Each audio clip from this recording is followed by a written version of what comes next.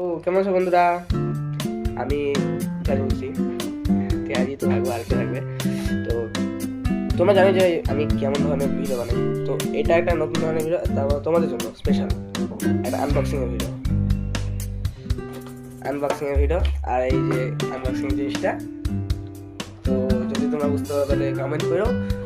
চলো এটা আনবক্সিং করে দেখাই।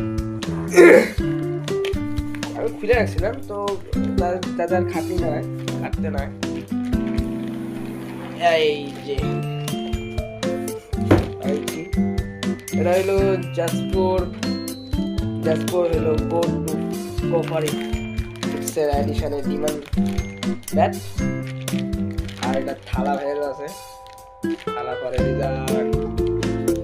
প্লাস্টিক ব্যাট, লাইট ওয়েট আর